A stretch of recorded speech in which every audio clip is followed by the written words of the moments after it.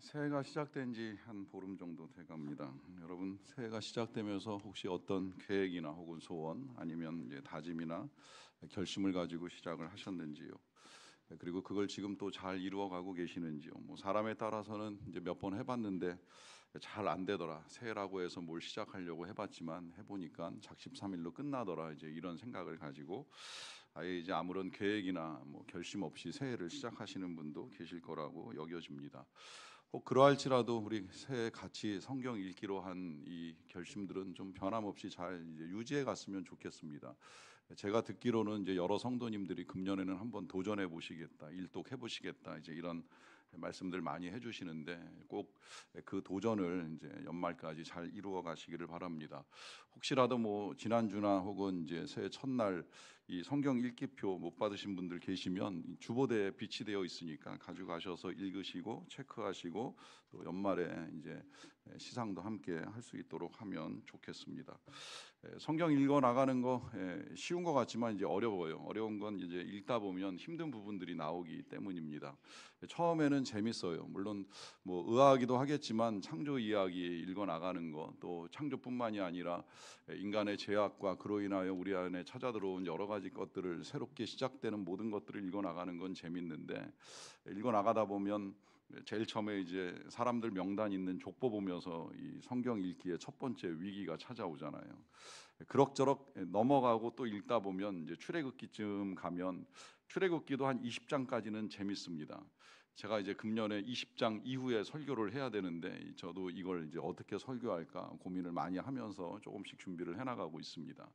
힘든 건 성막 부분이 나오기 때문인데요. 성막이 나오게 되면 뭐 계속해서 이상한 재료들, 우리가 알지 못하는 뭐 홍색, 자색, 흰색 실과 가늘게 꼰 배실이 어쩌고 이게 계속 반복되며 나오다 보면 이제 지루함에 빠집니다. 그 위기를 넘기고 성막의 영광을 보고 나면 진짜 위기가 오죠. 레이기라고 하는 이 제사와 율법에 관한 책을 읽어가다 보면 진짜 이제 내 위기가 오는 거예요. 계속 읽어야 되나 말아야 되나 하는 이제 고민에 빠지게 됩니다. 하지만 끝까지 읽어 나가다 보면 성경 속엔 정말 장엄한 하나님의 구원 역사가 들어 있고 우리를 향한 아버지 하나님의 사랑이 얼마나 큰가, 그 사랑에 반하여 우리 인간은 얼마나 형편없는 존재인가 하는 사실을 깨달으면서 그 은혜에 감격할 수 있는 이제 좋은 기회들을 얻게 됩니다. 중요한 건 이제 처음 마음을 끝까지 지켜가는 것이죠. 초심은 굉장히 중요한 것인데 마음은 초심만 있는 것이 아니더라고요. 뭐 열심도 있고 항상심도 있고 그 중에 뒷심, 끝심 이것도 굉장히 중요하다라고 하는 것입니다. 이것이 잘 지켜져야 또 복 있는 삶이라고도 할 수 있습니다. 새해가 시작되면서 복 있는 삶에 대해서 나누고 있는데 이게 한두 주 지나가고 끝나면 안 되잖아요. 이걸 지속시키기 위해서라도 이제 우리가 두 달 동안 도대체 뭐가 복 있는 삶인가 하는 걸 계속 말씀과 함께 살펴보는데요. 그래서 같은 주제의 말씀을 나누게 됩니다. 이 말씀의 상황은 첫 주에도 말씀드린 것처럼 요한 사도가 반모섬에 유배되어서 굉장히 큰 고통과 어려움을 겪을 때였습니다. 요한뿐만 아니라 대부분의 교회, 대부분의 성도들이 힘들었던 시기입니다. 핍박과 박해 속에서 주님을 믿으면 죽을지도 모르는 이 위험한 상황 속에서 신앙을 지켜가고 있던 때입니다. 그때 다시 오시겠다고 약속하신 주님은 다시 오시지 않고 아무리 기도를 해도 상황이 좋아지기보다는 악화되고 있는 이 상황 속에서 우리 주님이 요한에게 나타나셔서 주님이 살아계시다는 사실을 분명하게 보여주시고 들려주시고 알려주신 내용이 이 계시록의 내용이라고 할 수가 있겠는데요. 그걸 전해주시면서 우리 예수님이 요한에게 이렇게 당부를 했지요. 네가 지금까지 본 것과 또 지금 있는 일과 그리고 장차 될 일을 이제 아시아에 있는 7교회에 편지를 하라라고 하는 말씀을 하셨습니다. 이 말씀은 당시에 그냥 존재했던 그 7개의 교회들에게만 하시는 말씀이 아니라 지금 우리에게도 하시는 말씀입니다. 오늘 본문 마지막 7절을 보시면 이렇게 말씀하시잖아요. 귀 있는 자는 성령이 교회들에게 하시는 말씀을 들을지어다라고 합니다. 보시면 좀 의아하지 않습니까? 우리 중에 귀가 없는 자가 어디 있겠습니까? 제가 알기로 우리 교회에서 예배를 드리는 분들 중에는 귀 없는 분 안 계시고 듣지 못하는 분 안 계신 걸로 알고 있습니다. 다 들을 줄 압니다. 대부분의 사람은 그렇습니다. 그런데 주님이 이 부분을 강조합니다. 귀 있는 자는 들어라. 귀 있는 자는 들을지어다. 이게 무슨 의미겠어요? 그냥 이해하시는 대로 귀가 있지만 듣지 않는 자들도 있을 수 있다라고 하는 거예요. 귀는 열려 있는데 들으려고 하지 않고 들어도 들은 걸 마음에 담지 않고 마음에 새기지 않는 일이 얼마든지 일어날 수 있다라고 하는 것입니다. 전하는 자의 문제일 수도 있겠다고 생각을 합니다만은 분명하게 이렇게 말씀하십니다. 성령이 교회들에게 하시는 말씀입니다. 이때 이 교회는 건물 아닙니다. 사람입니다. 성도입니다. 우리입니다. 성령께서 하시는 말씀입니다. 저는 이 말씀에 따라 오늘의 예배 가운데 제가 전하는 메시지도 정말 그랬으면 좋겠다고 하나님께 기도를 드렸어요. 김창준이 전하는 말씀이 아니라 성령께서 전해주셨으면 좋겠어요. 우리 교회 모든 성도들이 귀가 있을 터인데 듣게 해주세요. 들을 수 있게 해주시고 주님이 우리에게 이 아침에 복된 삶을 알려주실 터인데 이게 그냥 듣고 지나가는 메시지가 아니라 마음에 담기고 마음에 새기는 메시지로 들려주세요. 성령은 끊임없이 말씀하시고 우리는 들어야 되는 것이 예수님이 하시는 말씀입니다. 놀랍게도 이 말씀은 매주 반복됩니다. 매 교회마다 하시는 말씀입니다.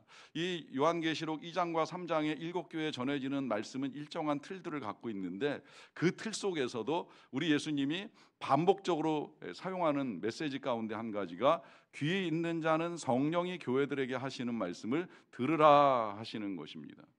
다 귀를 가지고 듣는 자들에게 지금 이 요한의 사도의 계시를 통해서 전해주는 메시지는 성령께서 하시는 말씀으로 듣고 마음에 담을 것에 대한 당부입니다. 그래서 이제 첫 번째의 교회로 에베소 교회를 향하여 말씀을 하시는데요. 이 에베소 교회의 상황은 당시에 굉장히 무역업으로 발달된 경제 도시입니다. 그리고 지금까지도 남아있는 신전의 모양이 있을 만큼 아데미 신전을 열심으로 섬겼던 지역이라고 할 수 있습니다. 경제적으로 부유했지만 또 우상을 섬기면서 또 영적으로 뿐만이 아니라 성적으로도 굉장히 타락된 모습을 가지고 있는 교회인데요. 놀라운 지역인데 그 지역에 놀라운 건 교회가 세워졌어요. 이 교회는 사도 바울이 세운 교회는 아니에요.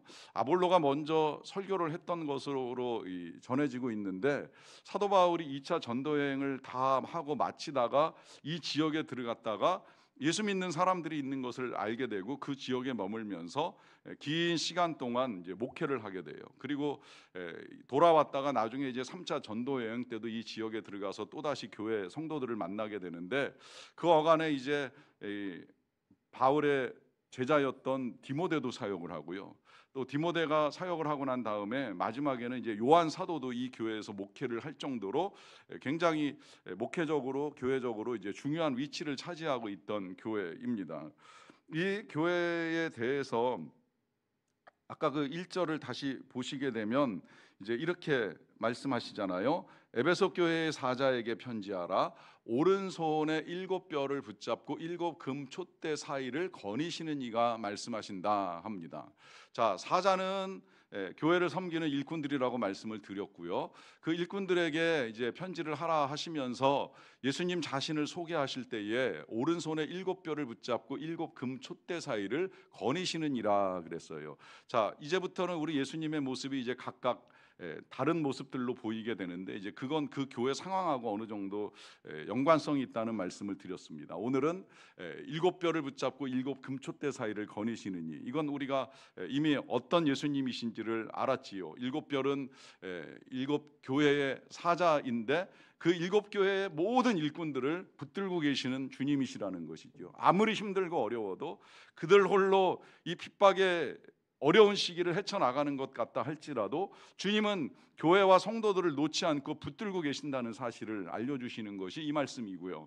금촛대 사이를 거니신다라고 하는 건 교회 안에 움직이시며 지금도 일하고 계시는 예수님이시라는 사실입니다. 우리 예수님이 제자들에게 선포하실 때 내 아버지께서 일하시니 나도 일한다고 말씀하신 것처럼 주님이 손 놓고 계시거나 앉아 계시거나 누워 계신 것이 아니라는 걸 다시 알려주시는 거예요. 교회가 아무리 어려움을 겪고 있다 할지라도 주님은 늘 그들 가운데 함께 거니시고 함께 일하시는 분이신 것을 일깨워 주십니다. 아무리 성도들의 삶이 어렵고 힘들지라도 늘 성도들을 붙들고 계시고 그들과 함께 일하고 계시는 예수님이라는 사실을 알려주시면서 이제 예수님이 말씀을 하십니다. 그 첫 번째 말씀은 2절에서 이렇게 시작이 됩니다. 내가 네 행위와 수고와 내 인내를 안다고 말씀을 하십니다. 이게 지금 이제 처음으로 에베소 교회 그리고 우리들에게 주시는 메시지인데요. 그것은 행위도 아시고 수고도 아시고 인내도 아신다는 거예요. 그러니까 지금 예수님은 이 교회와 성도들이 그 많은 어려움들 가운데에 어떻게 믿음을 지키고 잘 참고 견디고 있는지를 다 알고 계신다는 거예요. 비록 예수님이 그들의 눈에나 우리의 눈에 보이시지 않을지라도 참으로 그들과 함께 계시다는 사실을 알려주시는 것이지요. 여러분, 이 사실 어떻게 느껴지세요? 정말 감사하지 않습니까? 예수님이 우리의 행위와 수고와 인내를 아신다. 이게 정말 감사한 일 아닙니까? 잘 생각을 해보세요. 여러분들 오늘 이 아침에 예배를 드리기 위하여 일찍 일어나서 씻고 준비하고 여기 오셨잖아요. 그것조차도 행위고 수고예요. 그거 주님이 다 알고 계신다는 거예요. 얼마나 일찍 일어나셨는지, 얼마나 열심히 준비하고 기도하며 이 자리에 오셨는지 주님이 다 알고 계신다는 거예요. 아신다는 사실이 감사해야 돼요. 여러분, 성가대는 더 일찍 나왔을 터인데, 성가대뿐만 아니라 또 뭐 이렇게 꽃꽂이하고 청소하는 사람들은 어제부터 나와서 이 예배를 준비하는데 이거 우리가 다 모르잖아요. 누가 와서 하는지, 얼마나 열심히 하는지 알겠습니까? 늘 저도 그거 다 헤아리지 못하는 걸 죄송하게 생각을 하는데, 저는 모르고 사람들은 모르지만 주님은 아신다는 사실. 어떤 경우에는 이 예배를 위하여 추운데 밖에 나가서 뭐 정리하시고 안내하시는 분들의 수고, 사람들이 알아줄 수도 있지만 모를 수도 있는 거예요. 얼마나 추운지, 얼마나 더운지, 그 더위와 추위 가운데 얼마나 땀 흘리는지, 벌벌 떠는지를 사람들이 다 헤아리겠습니까? 뭐 뿐만 아니라 이 예배 때 2부 예배 시간에는 또 우리 식사를 위하여 준비하시는 분들의 그 땀 흘림, 특히 한여름에는 말할 수 없는 땀 흘림인데 그걸 누가 다 헤아리겠습니까? 그런데 주님은 아신다는 거예요. 그 행위, 그 수고, 그 인내를 아신다는 거예요. 이게 얼마나 감사한 일이에요. 이게 만약에 감사하지 않고 두려운 일이라고 여겨진다면 그 사실 자체를 두려워해야 돼요. 주님이 모든 것을 아신다는 사실이 불편하게 여겨지면 그걸 우리가 두려워해야 돼요. 반대로 나는 얼마나 했는지도 잘 모르고 남들은 더더욱 알아주지 않지만 그럼에도 불구하고 단 한 번 예수님이 알아주신다고 한다면 이게 크게 감사할 일이 될 수밖에 없다는 것이죠. 이것뿐만이 아니라 3절에서는 이런 칭찬도 하세요. 또 네가 참고 내 이름을 위하여 견디고 게으르지 아니한 것을 아노라 합니다. 자, 지금 이 교회 성도들, 에베소 교회가 그 어려운 상황 속에서 주님의 이름을 위하여 참고 견디고 또 이런 상황 속에서도 게을러지거나 나태하지 않고 열심을 다하여 주님을 찾고 예배하고 말씀을 듣고 배우고 행해 나가기 위하여 애쓴 이 모든 수고들을 주님이 다 알고 계신다라고 하는 것입니다. 그러면서 주님이 칭찬을 하시는 거예요. 참 구체적으로도 주님이 알고 보시고 칭찬을 하시는 것이죠. 이 칭찬은 여기서 끝이지 않고요. 이제 아주 정확하게 구체적으로 칭찬을 해나가시는데요. 보시면 3절에서 이런 분별력도 칭찬을 하십니다. 2절인데요. 또 악한 자들을 용납하지 아니한 것과 자칭 사도라 하되 아닌 자들을 시험하여 그의 거짓된 것을 네가 드러낸 것을 칭찬을 하고 계십니다. 교회는 죄인들이 모이는 장소임에는 틀림이 없습니다. 죄인들이 와서 하나님의 은혜를 알고 변화되는 자리가 교회이지요. 그런데 그러다 이 교회 안에 그렇게 해서 변화돼서 함께 신앙생활을 잘 해나가는 사람들만 있는 것이 아니라 때로는 교회를 어렵게 만드는 사람들도 들어올 수 있다는 거예요. 그게 이제 이단 사이비 같은 경우가 그렇잖아요. 악한 자들이 들어와서 어떻게든 교회를 나쁘게 끌고 가려고 애를 쓰는 사람들이 있을 수 있다는 거예요. 그런 사람들을 이 교회가 용납하지 않고 시험에서 드러내고 쫓아낸 겁니다. 특히나 이제 자칭 사도라 하되 아닌 자들도 있을 수 있었는데 그것까지도 잘 드러냈다는 거예요. 여러분이 사도라 하는데 아닌 자들, 사도인 척하면 이게 또한 성도들을 굉장히 힘들게 합니다. 여러분, 제가 어디서 신학 공부했는지 아세요? 어디서 안수를 받았는지 아세요? 잘 모르시죠? 그래도 여러분들이 아시든 모르시든 저는 장로회 신학대학교 신학대학원을 졸업을 했고요. 그리고 이 대한예수교 장로회 통합 측 교단에서 안수를 받았습니다. 자, 이거 궁금하면 이제 서류상으로 보여드릴 수는 있는데 이 과거에는 사도가 그런 증서를 가지고 다니지를 않았어요. 어느 교단에 속했는지 뭐 어디서 안수를 받았는지 알 방법이 없어요. 그래서 어느 날 갑자기 나타나서 그냥 내가 사도입니다. 내가 예수님과 함께 다니던 제자 중에 한 명입니다. 꼭 12사도는 아니더라도 예수님 제자 중엔 70명도 있었고 또 120명 초대교회 교인도 있었으니까 신앙생활 좀 하다 보면 성경 좀 알고 예수님 좀 알면 아는 척하면서 얼마든지 사도인 척 할 수 있거든요. 여러분 태평양 안수라고 들어보셨잖아요. 우리나라에서는 전도사 생활하면서 안수 못 받았는데 이런저런 사정으로 안수 못 받았는데 미국 가서 이민 목회해야지 그러고 건너가면서 신분을 바꾸는 거예요. 가서는 목사라고 이야기를 합니다. 왜냐하면 전도사 뭔가 축도하기도 어렵고 또 뭔가 권위도 좀 떨어져 보이고 하니까 비행기 타고 이민 가면서 자기가 자기 머리에 안수하는 걸 태평양 안수라고 이야기를 해요. 그래서 미국에 가서 목회할 때는 신학 공부도 했겠다. 뭐 나도 좀 설교해봤으니까 목사라고 한들 누가 알겠는가 싶어가지고 목사라 그러면서 교회를 세웁니다.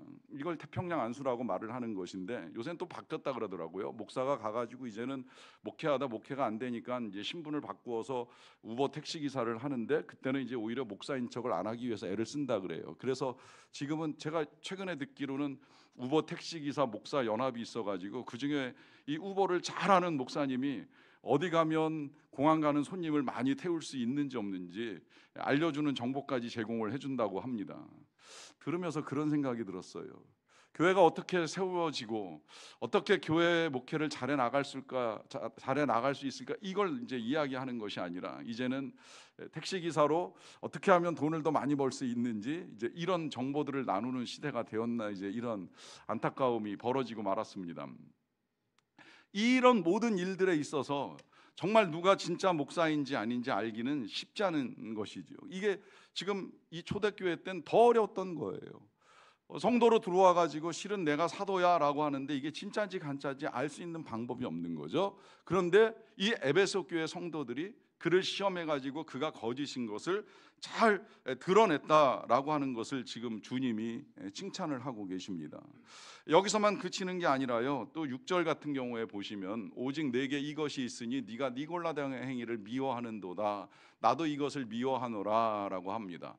자, 이 니골라당의 행위라고 하는 것은 교회 안에서 또 다른 이제 분파로 교회를 힘들게 했던 악한 무리라고 할 수가 있겠는데요. 이 니골라는 7집사 중에 한 사람이 아니냐 이제 이런 이제 의문은 제기되지만 아닌 쪽으로 보시면 되고요. 뭐 당시 니콜라스라고 하는 이름도 흔했던 이름 중에 하나이니 그 중에 누군가 이제 이 어떤 나쁜 일들을 해왔다고 볼 수가 있는데 이 행위는 후대에 이제 밝혀지기는 반율법주의자들인 거예요. 그러니까 우리가 영이 구원받았지 몸이 구원받은 거 아니니까 영만 구원받으면 돼, 몸은 아무렇게나 써도 돼, 이제 이렇게 이원화시켜서 주장을 하면서 우리가 어차피 은혜로 구원받았는데 몸 가지고 뭐 좀 죄를 지으면 어때? 좀 나쁘게 살 수 있는 거지. 또 그게 어렵잖아. 우리가 정말 말씀대로 성경대로 사는 거 어렵잖아. 그리고 우리 예수님이 구원했는데 율법이 더 이상 무슨 필요야? 이런 주장들을 하면서 우리 예수님이 율법을 완성하기 위하여 이 땅에 오셨다는 귀한 진리를 무시하고 자기 마음대로 사람들을 미혹하고 시험에 빠지게 하는 자들의 행위를 말하는 것입니다. 이걸 예수님도 미워하신다는 거예요. 그걸 이 교회 성도들이 알고 니골라당의 행위를 미워하는 일까지 정말 교회를 지키기 위하여 많은 애를 쓴 것을 주님이 다 아시고 칭찬을 하시는 거예요. 하지만 안타깝게도 이 교회가 이제 다 잘한 것이 아니기 때문에 4절에서는 이런 말씀도 하시는데요. 그러나 너를 책망할 것이 있나니 너의 처음 사랑을 버렸느니라라고 하십니다. 자, 여기 이 말씀대로 이 교회가 많은 걸 칭찬받았던 교회인 건 틀림이 없지만 예수님이 책망도 하십니다. 왜 그런지 이유는 분명하지요. 칭찬만이 사랑이 아니라 때로 책망도 사랑이 되기 때문이에요. 우리가 자녀를 양육하다 보면 좋은 말만 해줄 수가 없습니다. 때로는 자녀를 징계할 수도 있고 또 자녀에게 필요한 이야기를 해줄 수밖에 없는 것이지요. 이게 이제 사랑하기 때문이라고 하는 것인데 지금 이 교회가 예수님께 책망을 받는 이유는 처음 사랑을 버렸기 때문이라고 하는 것입니다.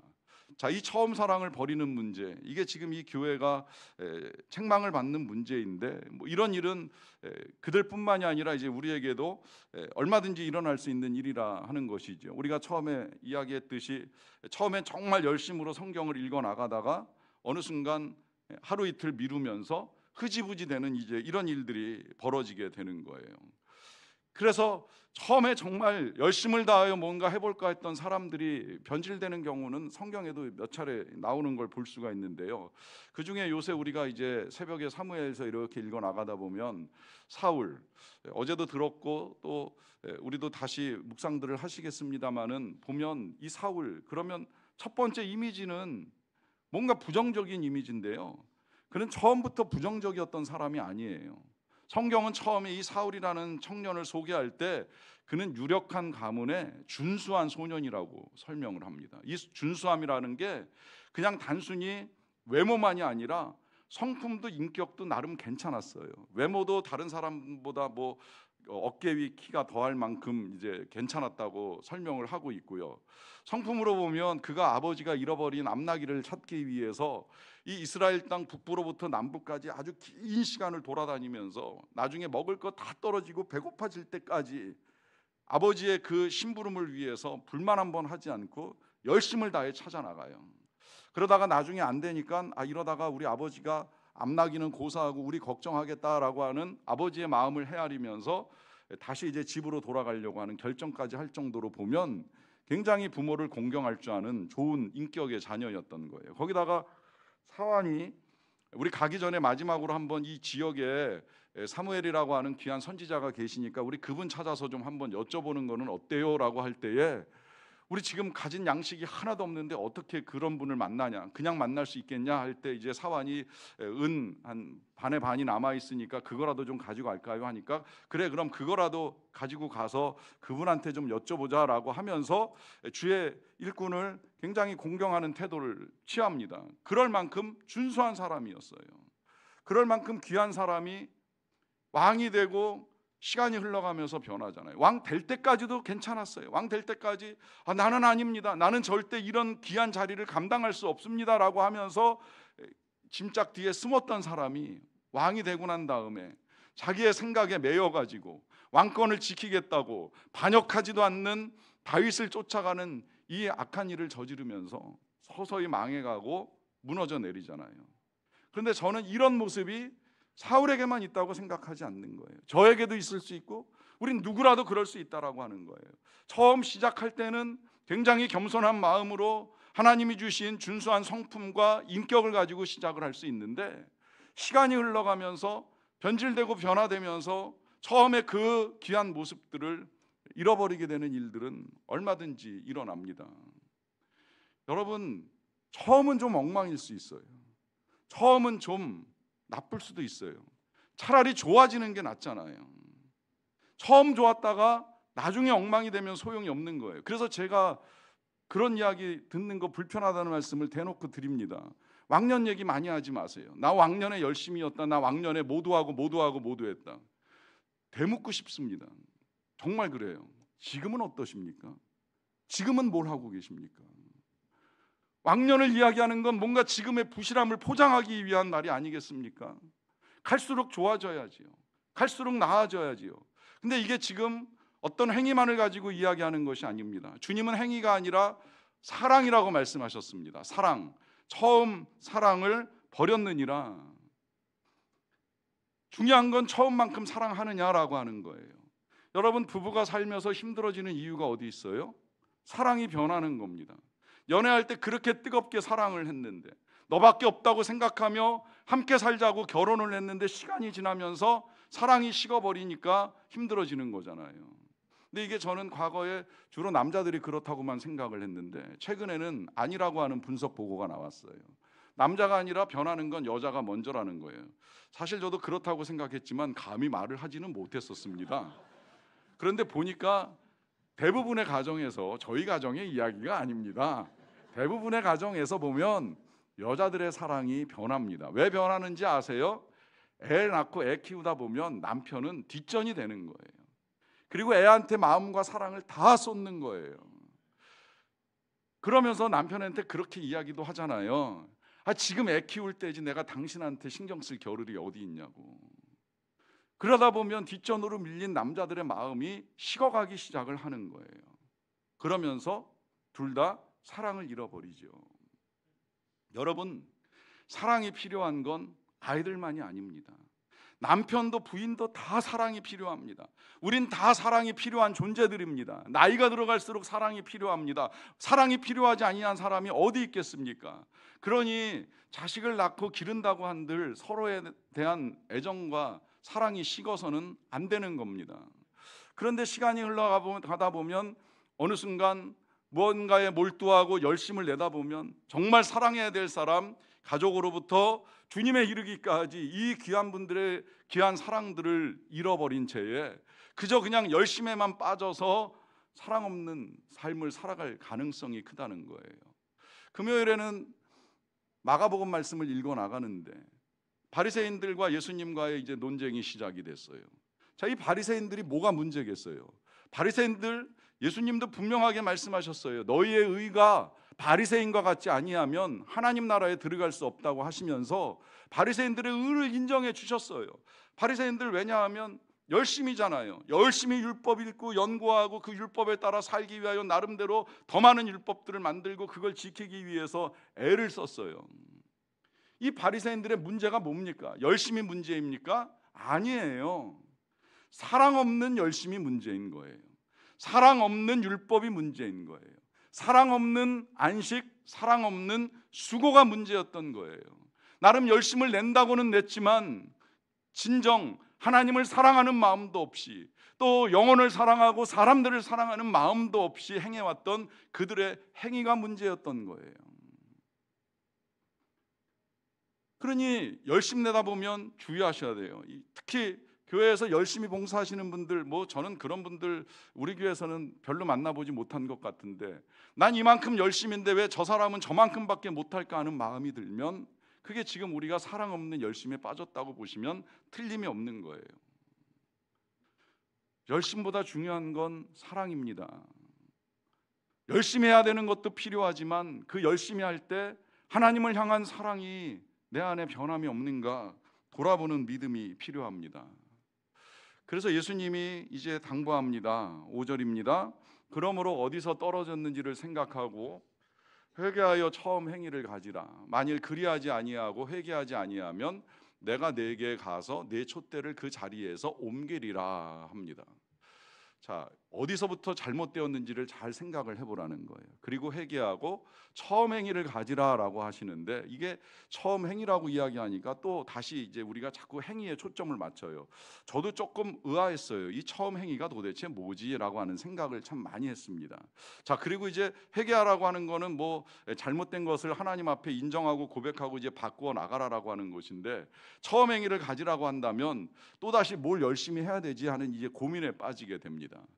여러분, 여기서 다시 한번 잘 생각을 해보세요. 회개하고 처음 행위를 가지라라고 하는 말씀을 하시잖아요.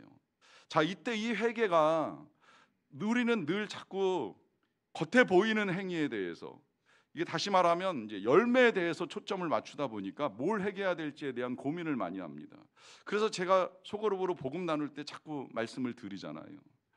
죄는 열매가 아닙니다. 열매만 가지고 따지지 마세요. 물론 열매도 우리가 잘 들여다보긴 해야 되겠지만 자꾸 열매를 들여다보면 내가 도둑질도 안 하고 사기도 안 치고 살인도 안 하고 폭력도 안 하고 나쁜 짓 안 하는데 뭘 회개해야 되지?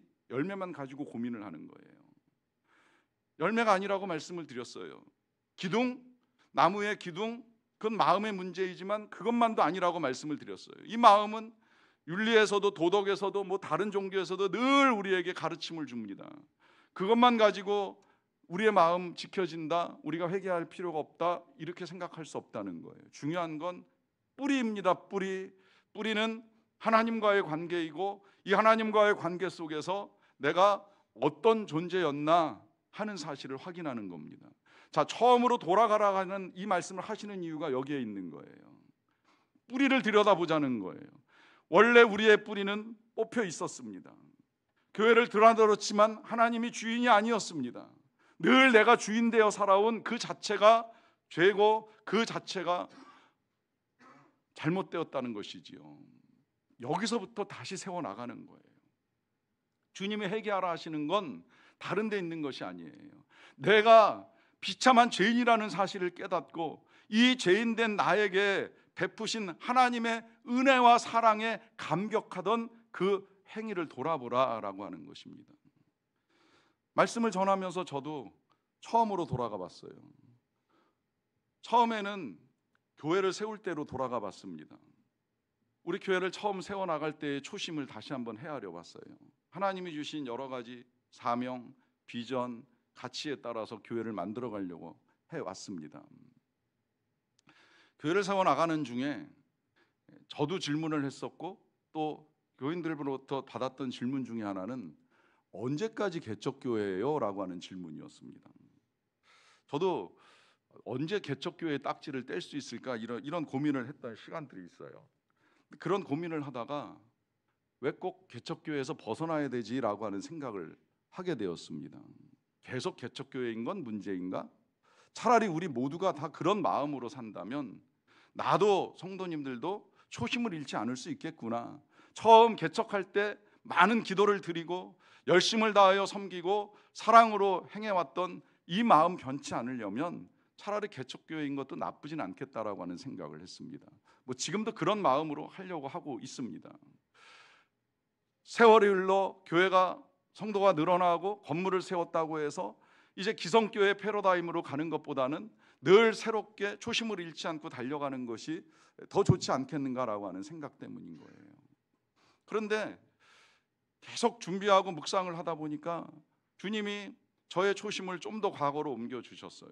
그 과거는 제가 교회를 다니면서 처음으로 우리 예수님의 구원을 이해하고 믿고 받아들일 때예요. 그 사랑에 감격해서 눈물을 흘리던 중학교 3학년 때, 또 처음으로 성령의 세례를 받고 정말 밤새껏 울면서 나를 사랑하시는 아버지 하나님의 사랑을 깨닫고 감격해하던 고등학교 1학년 때, 그 고등학교 1학년 때 교회에서 3시간씩 제자훈련을 하자고 선생님의 부탁을 받았을 때 이걸 해야 돼 말아야 돼 고민할 때 하나님이 주셨던 그 말씀에 따라 나의 달려갈 길, 곧 주 예수께 받은 사명을 다 이루기까지 나의 생명을 조금도 귀한 것으로 여기지 아니하겠노라고 기도하며 하나님의 응답을 확인했던 그때까지 제가 거슬러 올라가서 그때의 감격을 되짚어 봤습니다. 그리고 그로부터 지금까지 저는 얼마나 떨어졌나 하는 생각을 다시 해보는 것이죠. 제가 이 말씀을 굳이 여러분들과 나누는 이유는 이젠 여러분들이 되짚어 보십시오. 주님과 여러분들의 첫사랑은 언제였습니까? 없다면 꼭 그런 경험 하시기를 축복합니다. 있으시다면 되돌아가 보세요. 처음 사랑, 주님과 뜨거운 사랑과 감격을 나누던 때가 언제입니까? 잊어버리셨다면 다시 시작하세요.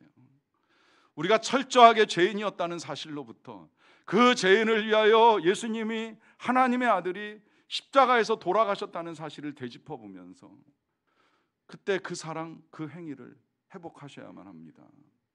이 말씀 끝에요, 아까 그 5절 뒷부분에 보시면 그리하지 않고 회개하지 않으면 내가 내게 가서 내 촛대를 그 자리에서 옮기리라고 말씀을 하시잖아요. 이게 정말 가슴 아픈 말씀입니다. 촛대를 옮긴다? 여러분, 교회는 세상의 빛으로 하나님의 영광스러운 빛을 세상에 비추는 촛대의 사명을 감당해 나가야 되는 것이 교회고 성도인데요, 이 사명을 감당 못하고 사랑을 잃어버리면 촛대가 옮겨진다는 거예요. 저는 에베소 지역에 가서 순례를 할 때 굉장히 마음이 아팠어요. 이 에베소가요 정말 특별한 교회예요. 아까 제가 처음에 많은 목회자들을 열거했잖아요. 아볼로부터 시작해서 바울, 디모데, 요한, 심지어 브리스길라, 아굴라 부부까지 이 교회를 섬겼던 굉장히 중요한 교회입니다. 그렇기 때문에 이 사도 바울도 각 지역에 편지를 보내는 중에 이 에베소 교회에 가장 엑기스 말씀을 보내셔서 제가 주일 아침 6개월 동안 에베소서 말씀만 본 적도 있잖아요. 굉장히 중요한 말씀이거든요. 그리고 예수님도 7교회에 편지하라라고 하실 때 제일 첫 번째로 손꼽은 교회가 에베소 교회인 거예요. 이 교회가 지금 그 땅에 남아있지 않습니다. 그 땅은 폐허가 되었고 그냥 여기가 교회터일 거예요 라고 하는 가이드의 소개에 따라 여기가 그 에베소 교회 성도들이 모였던 데인가 아닌가 하는 흔적만 남아있어요. 그리고 그 땅은 이슬람 땅이 되었습니다. 촛대가 옮겨진 거지요. 주님의 경고, 주님의 메시지대로 촛대가 옮겨졌어요. 그 촛대가 유럽을 거쳐서 미국까지 옮겨지고, 유럽도 한때는 영광스럽게 타오르던 교회였습니다. 이 교회들이 지금은 건물만 덩그러니 남은 채 건물이 팔려서 식당이 되고 술집이 되는 비참한 일들을 지금 겪어가고 있잖아요. 얼마나 가슴 아픈 일입니까? 교회 건물 술집 만들고 식당 만들기 좋아요. 왜냐하면 이렇게 보시는 대로 기둥이 없잖아요. 그러니까 의자 배치 마음대로 할 수 있고 사람들 모여서 춤추기 좋은 술집이 돼가지고 마는 거예요. 이게 참 우픈 일입니다, 정말. 그 옮겨진 촛대가 미국을 거쳐서 우리나라까지 왔는데 저는 정말 이 말씀대로 교회의 촛대가 옮겨질까 하는 마음이 들 때가 있어요. 뭐 아직까지는 주님이 우리를 버리지 않고 붙들고 계신다는 확신의 말씀을 오늘 이 계시록을 통해서 주셨기 때문에 여전히 소망을 버리지는 않고 있습니다만 어느 순간 우리에게 임하였던 이 촛대도 중국이나 인도로 건너갈 수 있다는 생각을 하는 거예요. 세계 가장 큰 교회는 더 이상 여의도 순복음교회가 아닌 거 알고 계시죠? 인도에 50만 60만이 모이는 교회가 세워져 있습니다. 실제로 매 주일마다 수십만 명의 사람들이 예배를 드리는 지역이 있어요. 촛대가 옮겨가고 있다는 거예요. 자, 이거는 국가적인 일이라고 할지라도 이제는 여러분 개인적으로 내 영혼의 촛대는 타고 있는지, 내 영혼의 불꽃은 사그라들고 있지 아니한 것인지. 지난주에 우리가 찬양대가 찬양을 하면서 함께 노래를 불렀습니다. 길이 꺼지지 않는 인류의 햇불되어 타거라 우리에게 들려주시는 주님의 음성입니다. 저와 여러분들의 사랑이 그렇게 타오를 수 있게 되기를 간절히 축원합니다. 기도하겠습니다. 사랑과 은혜가 풍성하신 아버지 하나님 감사합니다. 오늘 우리는 예수님 말씀을 들었습니다. 우리의 귀를 가지고 들었습니다. 성령이 교회들에게 하시는 말씀을 들었습니다. 들은 대로 우리의 사랑, 주님을 향한 사랑, 교회를 향한 사랑, 영혼을 향한 사랑 회복되기를 원합니다. 예수님의 이름으로 기도하옵나이다. 아멘.